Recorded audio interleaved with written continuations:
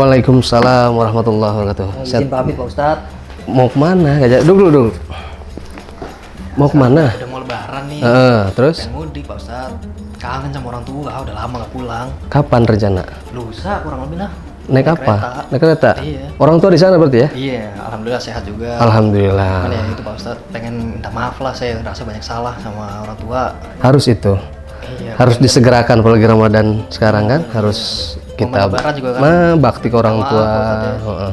Cuman belakangan saya ngeliat tuh gimana ya Pak Ustadz ya, di masyarakat terutama teman-teman saya tuh kayak banyak yang lebih memilih teman pacar ketimbang ibunya gitu loh Pak Ustadz. Iya. Saya kadang jadi ngerasa gimana gitu. Iya. Saya juga ngerasa banyak salah sama ibu saya, tapi ngeliat teman saya kayak gitu.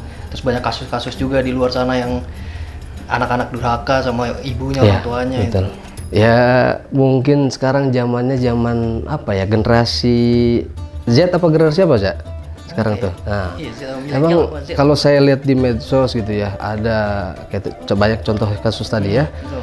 Anak malah ngegugat orang tuanya, anak malah sangat-sangat durhaka gitu kan. Bahkan tadi kasus terbaru ya, anak malah ngebelain pacarnya gitu, ngutang segala macam gitu ya, banda orang tuanya dihabisin, malah nyusahin orang tuanya. Ini kan sudah keblinger sebetulnya. Kalau sekarang momentum Ramadan, lalu kemudian di hari Fitri nanti ya, Idul Fitri, sudah seharusnya momentum ini kita jadikan sebagai langkah kita ya, sebagai anak khususnya generasi milenial, untuk bakti kita kepada orang tua, khususnya ke ibu. Bagaimana dulu sahabat Nabi, salah satunya yang tergolong dalam as-sabiqun al-awwalun, Sa'ad bin Abi Waqqas, waktu itu ya beliau sangat dikenal. Yang harus kita implementasikan di zaman sekarang adalah bagaimana sikap sifat beliau kepada orang tuanya, khususnya kepada ibu. Sangat bakti beliau, takjim beliau. Padahal waktu itu Sa'ad bin Abi Waqqas itu memiliki orang tua yang takjimnya kepada agama leluhurnya, tidak Islam. Beliau kafir begitu, penyembah berhala ibunya. Segitu penyembah berhala. Sa'ad bin Abi Waqqas ini sangat takjim kepada ibunya. Bahkan ibunya pun menentang si anaknya ini, si Sa'ad ini menentang si ibunya menentang si Sa'ad untuk kembali lagi ke ibu nenek moyang gitu ya. Belajar menyembah berhala lagi. Tapi dengan keimanannya Sa'ad tidak mau berpaling, walaupun dalam sebuah riwayat yang mengatakan, andaikan ibuku itu 70 nyawa keluar masuk, tapi pada prinsipnya dengan keteguhan hati Sa'ad tidak mau mengorbankan keimanannya, agama yang dianutnya gitu. Itu bagaimana konsep Sa'ad ketika itu. Nah, kalau dikaitkan dengan konsep Sa'ad yang sekarang, generasi milenial, tentu berbakti kepada orang tua sudah dituangkan ke dalam sebuah hadis. Abu Hurairah radhiyallahu an waktu itu ya, beliau menanyakan pada Rasulullah SAW bahwa kepada siapa sih aku harus berbakti ya Rasul gitu ya. Kepada ibumu gitu. Berbakti kepada ibumu. Bahkan hadis Bukhari Muslim, berapa kali harus berbakti kepada orang tua, bahkan umi, ibu. Nah, momentum inilah gitu loh. Momentum Ramadan, momentum mudik ya, Idul Fitri, bagaimana kita harus mengabdi kepada ibu kita gitu. Nah, momentum sekarang nih, kalau misalkan ada pesawat, Ustaz nanti beliin tiket pesawat biar segera ngabdi kepada orang tua. Nah, kalau misalkan ada teman-teman yang masih buat pacaran minta ke orang tua, ujung-ujungnya ngelunjang, gaji 10 juta ya kan, buat pacarnya 9 juta, buat orang tuanya 1 juta. Nah, itu nggak bagus dan itu tidak dianjurkan agama. Pacar itu siapa gitu?